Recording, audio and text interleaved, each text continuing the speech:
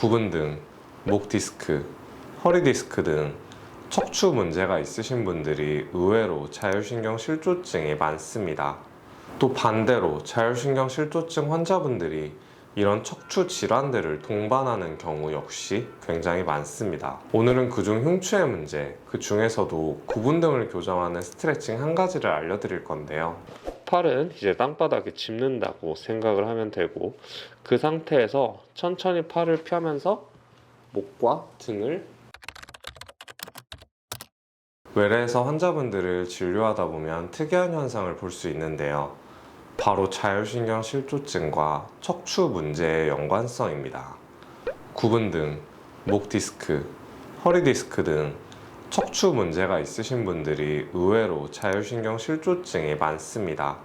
또 반대로 자율신경 실조증 환자분들이 이런 척추 질환들을 동반하는 경우 역시 굉장히 많습니다. 자율신경이 해부학적으로 척추에서 나와 온몸으로 이어져 있기 때문인데요. 그래서 자율신경 실조증이 있으신 분들은 척추를 제대로 관리하는 것이 정말 중요하다고 할 수 있겠습니다. 실제로 이런 척추와 자율신경계에 관한 많은 논문과 연구들이 진행된 바 있고요. 척추에 대해 일반인이 알기 쉽게 설명해드리면 7개의 경추, 12개의 흉추, 5개의 요추, 그리고 천추로 이루어져 있습니다.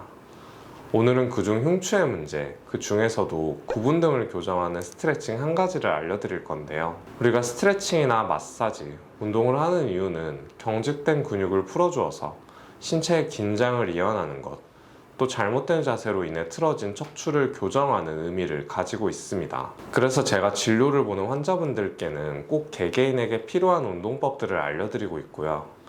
영상을 보고 계실 자율신경 실조증 환자분들, 또 자율신경 치료를 받고 계시는 분들 모두에게 도움이 되는 유익한 영상이 될 거라고 생각합니다. 많은 분들이 오랜 시간 앉아있는 좌식 생활을 하면서 이렇게 앉아 계십니다. 이런 자세는 척추를 딱딱하게 굳게 만들고요. 정상적인 척추의 커브를 망가뜨려서 등이 뒤로 튀어나오는 구분 등 체형을 만들게 됩니다. 이를 의학적인 용어로는 흉추의 과후만, 소라식 하이퍼카이포시스라고 하고요. 일단 구분 등이 있으면 외관적으로도 보기 좋지 않죠. 특히 앉아서 일하는 사무직 분들이 매일 앉아있기만 하고 운동이나 스트레칭을 전혀 안 하시면 이런 구분 등이 많이 생기시고요. 구분 등은 교감신경을 자극해서 교감신경 우세형 자율신경 실조증을 유발합니다.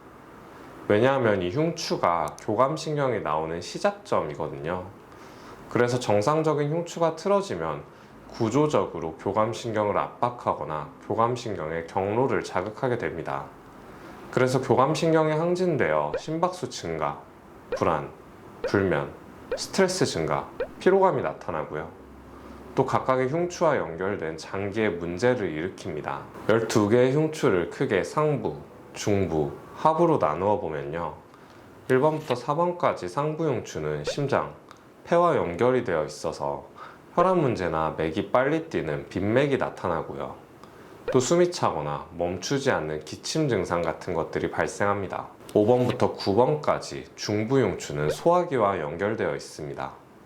그래서 특히 등 가운데 부분이 안 좋으신 분들이 소화불량, 복부 팽만감, 역류성 식도염 같은 증상을 가진 분들이 많습니다. 마지막으로 9번에서 12번까지 하부 흉추는 소장, 대장, 그리고 부신과 연결이 되어 있어요.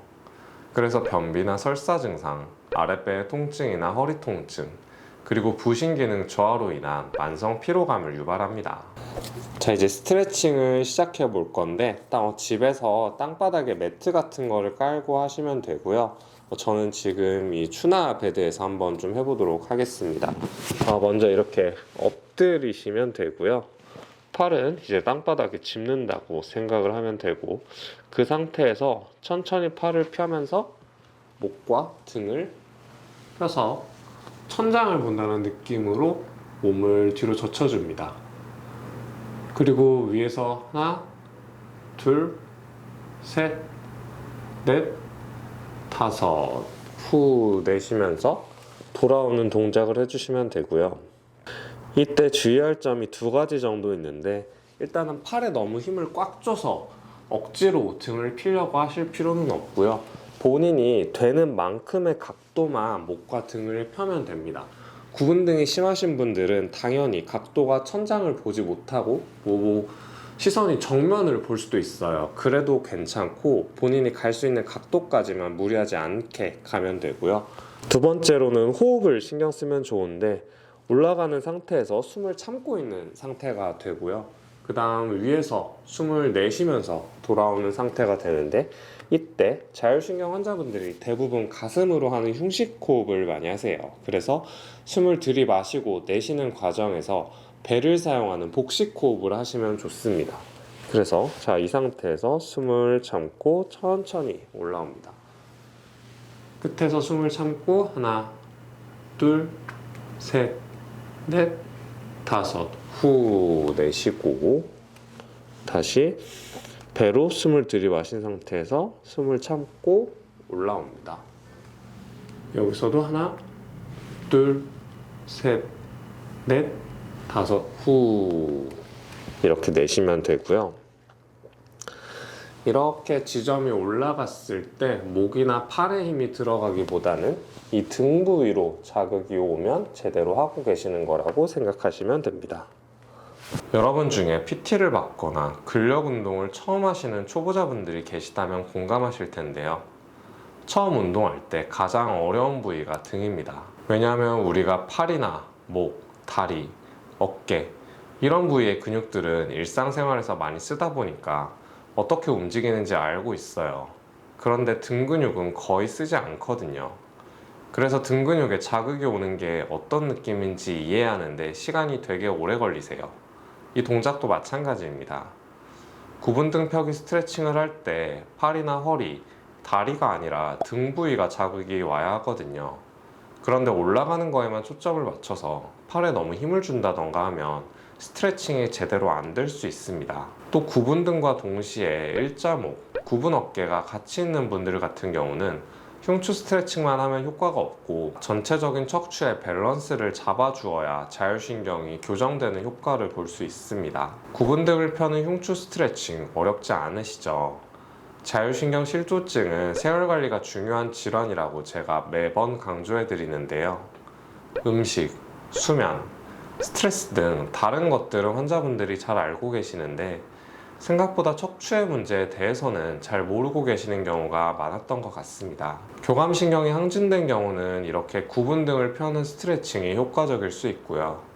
또 반대로 부교감신경이 항진되거나 아니면 두 신경이 모두 기능이 저하된 케이스의 경우는 또 다른 운동이 필요할 수 있는데 제가 이런 부분에 대해서도 천천히 올려드릴 예정이니까요. 구독, 좋아요, 알람 설정 눌러주시고 본인에게 맞는 운동을 꾸준히 실천하셔서 꼭 자율신경 실조증에서 탈출하시길 응원하겠습니다. 그럼 저는 다음에 더 좋은 영상으로 돌아오도록 하겠습니다.